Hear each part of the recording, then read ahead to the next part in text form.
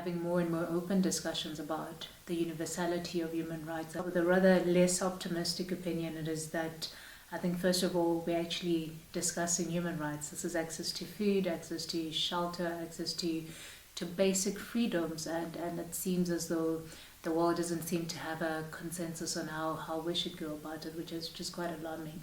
But not only that, I think in international affairs we're also looking at issues around double standardness. I think where do laws apply, how do they apply, and which actors are sort of guardians of international human rights, and to which extent do they, I think, practice similar customs or standards when it comes to wars that are applicable to their context. And I think you'll agree with me that the war in Ukraine has done a lot to fracture the world even more. The war between Israel and Palestine as well, I think states are continuously not agreeing on what the approach should be, and those are, I guess, contestations we have to deal with in the current human rights context.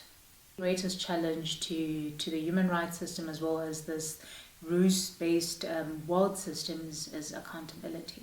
So I think from the African context, unemployment and economic inequalities continue to be one of the greatest threats to human rights or other forms of development. An example of policy priorities when it comes to addressing unemployment, and how that gap or that challenge is being used to lure people to come in and join or participate in delinquency, and challenges we find in an African context could easily be relevant for policy issues and policy discussions across the Atlantic.